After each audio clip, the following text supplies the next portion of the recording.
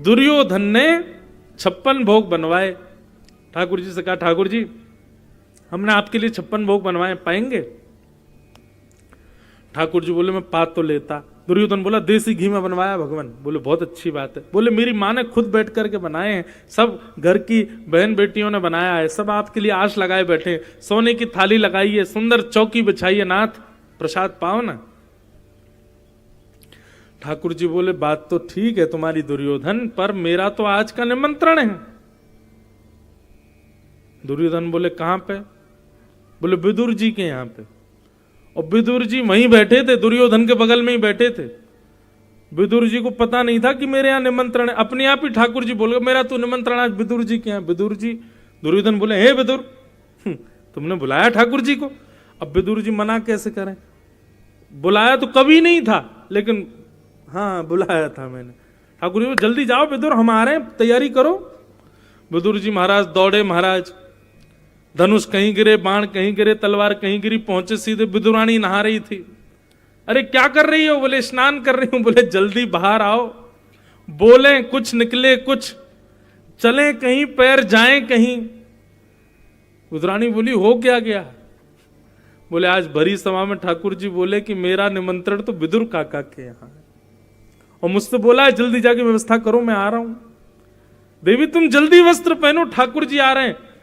ठाकुर जी आ रहे हैं ये समाचार सुनते ही विदुरानी भूल गई कि मैं क्या कर रही थी। गीले वस्त्रों में बाहर आकर के सब सामने। विदुर जी बोले, वस्त्र तो बदल लो। हाँ अभी करती हूं, रुको, क्या कर, वस्त्र, अच्छा ठाकुर जी आ रहे हैं। बोले, हाँ, पता ही नहीं चल रहा है, स्थिति बदल गई बिल्कुल।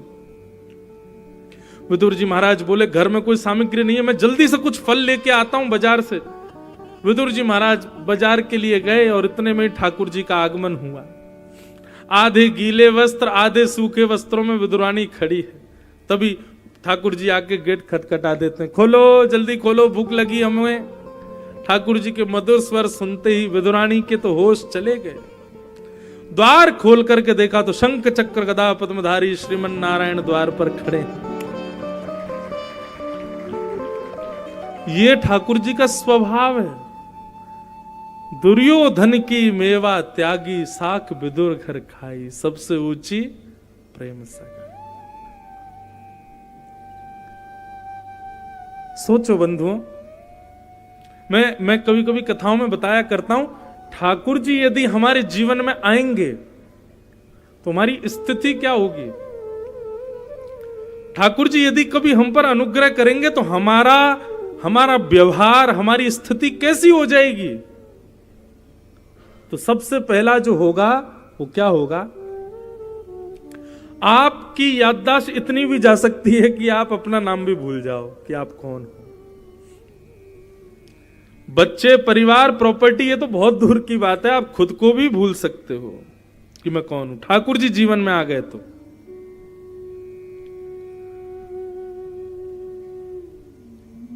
निश्चित, अगर कोई व्यक्ति बहुत भाव से कथा सुन रहा होगा ना, आप उससे पूछ लेना, वो 3 घंटे के लिए यह भी भूल जाता होगा कि वो गुनाह में बैठा है। उसके चित्त से ये बात चली जाती है। ठाकुर जी जब जीवन में आएंगे तो सबसे पहला क्या होगा कि आप अपनी स्थिति से परे हो जाओगे। आप देहाभिमान शून्य हो जाओगे। चलोगे कहीं, पैर रखोगे कहीं, बोलोगे कुछ, निकलेगा कुछ। ये सबसे पहली स्थिति है भगवत प्राप्ति की। एक प्रकार से भगवत प्राप्ति करने वाला व्यक्ति संसार के लिए उसका एक नया नाम हो जाता, पागल। अभी हमारे किसी काम का नहीं है, ये पागल हो चुका है।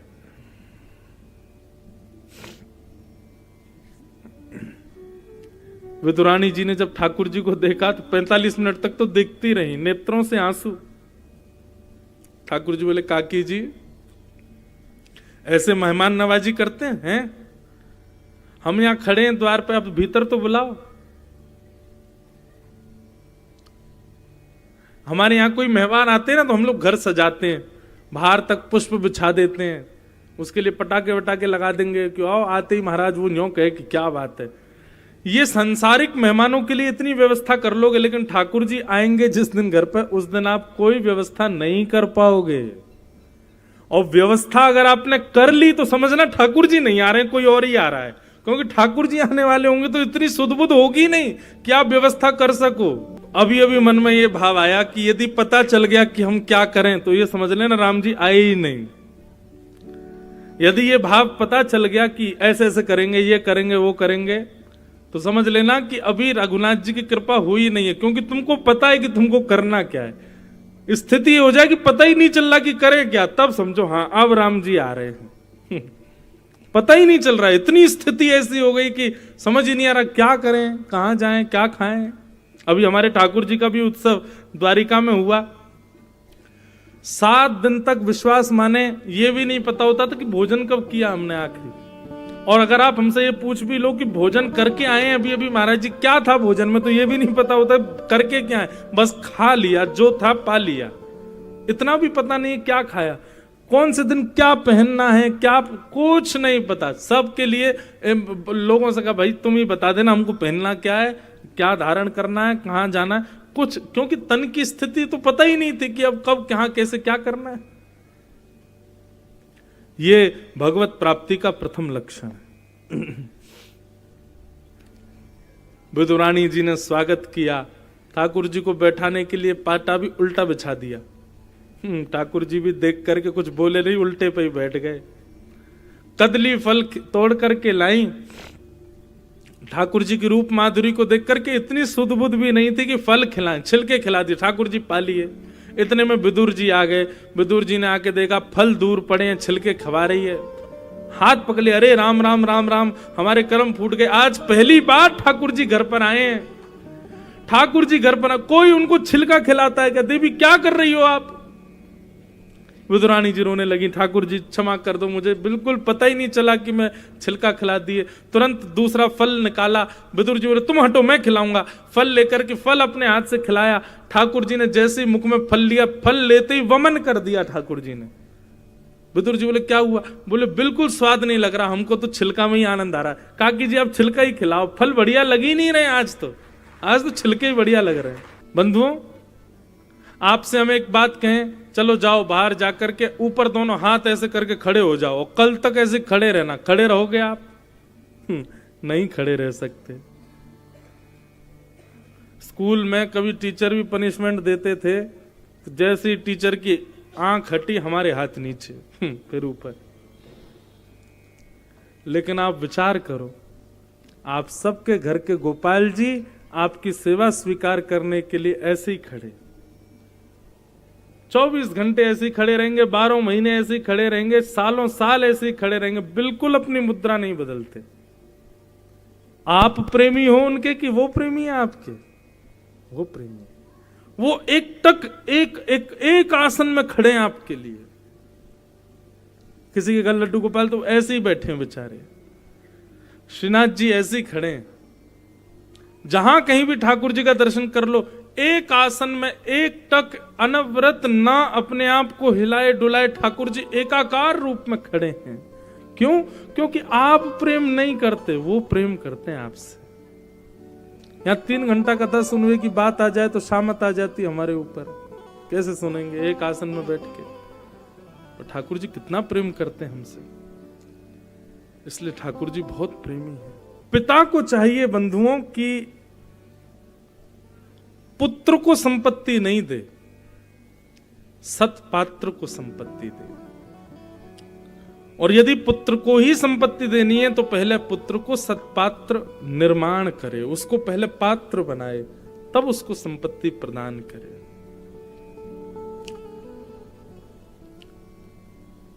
भक्ति भी एक रत्न है, और सबको प्राप्त नहीं होती। भक्ति रूपी रत्न भी उसी को प्राप्त होता है जो पात्र है। और निश्चित मानिए श्रीमद् भागवत की कथा आपको पात्रता प्रदान करती है, भक्ति प्रदान नहीं। ये बात बिल्कुल सावधानी से सुनिएगा, भक्ति प्रदान करना ठाकुर जी के हाथ में है, भक्ति प्रदान करना श्री जी के हाथ में है। कथा, गुरुजन, संत सेवा, ये सब तो आपको पात्र बनाएंगे कि आप उस भक्ति को धारण कर सको। यहां आप कथा सुनने के बाद में आप भक्त बन गए, ऐसा नहीं है। कथा सुनने के बाद में आपको देखा जाएगा कि आप पात्र बने कि नहीं। जब दिखेगा कि हाँ आप पात्र हो गए हो, तब श्री जी कृपा करके आपको भक्ति प्रदान करेंगे। वेदव्यास जी महाराज ने विचार किया कि मेरा पुत्र पात्र है, और उसकी पात्रता को देखने के लिए एक परीक्षा वेदव्यास जी ने की। कथा थोड़ी सूक्ष्म में सुना दूं कि सुखदेव जी महाराज जो है बंधुओं, ये कौन है? ये सुखदेव जी महाराज श्री राधा रानी के निज सुख पक्षी हैं, पालतू पक्षी हैं उनके। गोपी कदाचिन मणिपिंजरस्थम सुको वचो वा चैतुम प्रवत्त आनंद कंद ब्रजचंद कृष्ण गोविंद दामोदर माधवेति। किशोरी जी के नित्य वैकुंठ गोलोक धाम में एक पिंजरा है, मणि का पिंजरा। उस मणि के पिंजरे में एक सुख पक्षी रहता है, और सुख पक्षी क्या बोलता है? गोविंद, दामोदर, माधव, केशव, कृष्ण, गोपाल, हरि, भगवान के नामों का गुणगान करता रहता है। तो किशोरी जी का एक प्रकार से ये आज की भाषा में कह दूं तो ट्रैप रिकॉर्ड है, वो बोलता रहता है। टेप रिकॉर्डर होता है ना, उसको चला दो, आपका मन पसंदीदा गीत उसमें चलता रहेगा। तो ऐसे किशोरी जी के पास में एक सुख पक्षी है, और वो सुख पक्षी केवल कृष्ण नाम गाता है और कुछ नहीं करता। तो सुबह से ही वो गाना प्रारंभ करता है। किशोरी जी को इतना सुख मिलता है कोई ठाकुर जी का नाम गाता रहे। लेकिन एक दिन किशोरी जी के निज महल में ठाकुर जी पधार गए। ठाकुर जी का जैसे ही आगमन हुआ, सबने ठाकुर जी को दंडवत प्रणाम किया, लेकिन उस सुख पक्षी ने ठाकुर जी को प्रणाम नहीं किया। किशोरी जी बोली, अरे सब प्रणाम कर रहे हैं, तुम भी प्रणाम करो। तो सुख पक्षी बोला, क्यों प्रणाम करूं, ये कौन है? तब श्री जी को लगा, अरे ये तो रट्टुड़ होता है, केवल नाम रट लिया है, जानता नहीं है इनको। केवल इसने नाम रट लिया है अपनी जीभ पर, लेकिन ये जानता तो है ही नहीं। सुखदेव जी को भगवान का नाम तो याद है, लेकिन भगवान के बारे में जानते नहीं है। तब श्री राधा रानी ने कहा, अब तुम जब तक हमारे पास मत आना, जब तक तुम जिनका नाम गाते हो इनको पहचान ना जाओ। और पहचानने के लिए कथा के आश्रय में आना पड़ेगा। तब श्री सुखदेव जी महाराज पृथ्वी पर पधारे, और पृथ्वी पर हिमालय पर महादेव कथा सुना रहे हैं पार्वती जी को, और सुखदेव जी पीछे बैठ करके सुन रहे हैं। संपूर्ण अमर कथा को पीछे बैठ करके सुखदेव जी ने श्रवण किया, और वहां से प्रस्थान करके वेदव्यास जी की पत्नी के मुख से उनके गर्भ में प्रवेश कर गए। कब? जब वो जल पान कर रही थी मुख खोल करके, तब सुखदेव जी गर्भ में चले गए और गर्भ में जाकर के विराजमान हो गए। 12 वर्ष तक सुखदेव जी बिटिका के गर्भ में रहे, वेदव्यास जी की पत्नी के गर्भ में रहे। और 12 वर्ष बाद यम प्रव्रजन तमनुपेत अपेत कृत्यम द्वैपायनो विरह कातरया जुहाव पुत्रेति तन्मयतया तरवो विनेदु तम सर्वभूत हृदय मुनिमानतोऽस्मि।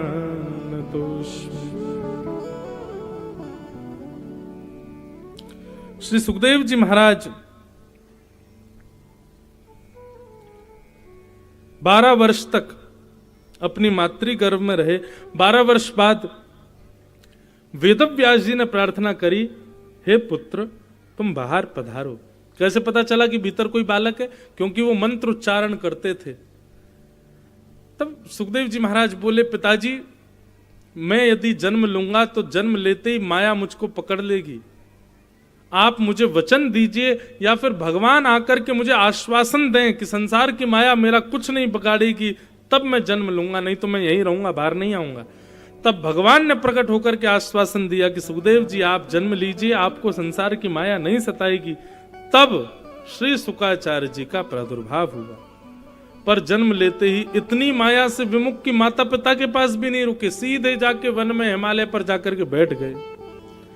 आज जब वेदव्यास जी महाराज ने भागवत की रचना की तो मन में विचार करने लगे, यदि मेरा पुत्र श्रीमद् भागवत का प्रचार करेगा तो घर घर में जन जन में पहुंचाने में सहायता होगी। लेकिन क्या करें, वो तो निर्गुण निराकार ब्रह्म की उपासना कर रहा है। तब वेदव्यास जी महाराज ने अपने पुत्र को आकर्षित करने के लिए भागवत का एक श्लोक एक शिष्य के माध्यम से हिमालय में जाकर के उसका पाठ करवाया। भगवान के सुंदर रूप का वर्णन, सुंदर मधुर इस श्लोक को सुनकर के श्री सुखदेव जी महाराज आनंदित हो गए।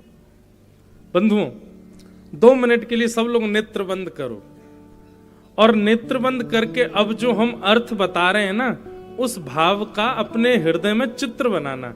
ठाकुर जी कैसे हैं? बोले बरहा पीड़म नटवर वपुः। ठाकुर जी ने अपने शीश पर मुकुट धारण किया है। वो भी कैसा मुकुट? बोले टेढ़ा। ठाकुर जी ने, जैसे हमारे पीछे श्रीनाथ जी ने टेढ़ा मुकुट पहना है ना, ऐसे ठाकुर जी ने टेढ़ा मुकुट पहना हुआ है। बरहा पीड़म नटवर वपुः। ठाकुर जी का अंग कैसा है? ठाकुर जी का पूरा शरीर कैसा है? वपुः कैसा है? बोले आकर्षित करने वाला, जो देखता है उन पर आकर्षित हो जाता है। नटवर वपुः। और कर्णयोः कर्णकारम। ठाकुर जी के कान 2 हैं लेकिन कुंडल एक ही पहना है। उसी कुंडल को कभी, अच्छा ठाकुर जी यहां नीचे हमारी तरह कुंडल नहीं पहनते। ठाकुर जी कान के और ऊपर माथे के बीच में जो जगह है, यहां पर कुंडल, पुष्प के कुंडलों को फंसा लेते हैं। कभी यहां फंसाते हैं, फिर उसी को निकाल के इधर लगा लेते हैं। कर्णयोः कर्णकारम। और विभ्रदवासः कनक कपिसम वैजयंतीम चमालाम। पीली पीतांबरी पहन करके ठाकुर जी भ्रमण कर रहे हैं। और जब ठाकुर जी पीली पीतांबरी पहन करके आते हैं तो सूर्य भी अपने आप को बादल की ओट में छुपा लेता है। कोई पूछता है, अरे सूर्य तुमने खुद को क्यों छुपाया? तो सूर्य कहता है कि भैया पृथ्वी पर एक सूर्य घूम रहा है, मेरी क्या आवश्यकता है। पीली पीतांबरी पहने मानो ठाकुर जी ऐसे लगते हैं जैसे सूर्य चल रहा हो। वैजयंतीम च मालाम। ठाकुर जी गले में वैजंती माला पहनते हैं। और किरंध्रान वेणु अधर सुधया पूरयन् गोप वृंदई। आहा, अपने कोमल उंगलियों के भाव से मुरली के छिद्रों को दबाते हुए ठाकुर जी प्राण पिरो रहे हैं, मधुर वंशी का नाद कर रहे हैं। रंध्रान वेणु अधर सुधया पूरयन गोप वृंदई। अपने गोप ग्वालों के साथ मचलते हुए ठाकुर जी वृंदावन में प्रवेश कर रहे हैं। ऐसे बाल कृष्ण के रूप पर बलि बलि जाएं। इस रूप को देख करके सब आनंदित हो गए। ये श्लोक जैसे ही सुखदेव जी ने सुना, सुखदेव जी के चित्त में ठाकुर जी की बाकी अदा का स्वरूप प्रकट हो गया। और वो स्वरूप देखते ही सुखदेव जी दौड़ करके बालकों के पास गए और कहा कि ये श्लोक में जिसका रूप का वर्णन तुमने किया, ये कौन है? मुझे इससे मिलना है, मुझे इसके दर्शन करने हैं। वही बालक सुखदेव जी को लेकर के वेदव्यास जी के पास आ गए। और तब वेदव्यास जी ने संपूर्ण 18,000 श्लोकों से युक्त श्रीमद् भागवत कथा को श्री सुखदेव जी को प्रदान किया। बोलो भागवत महापुराण की जय।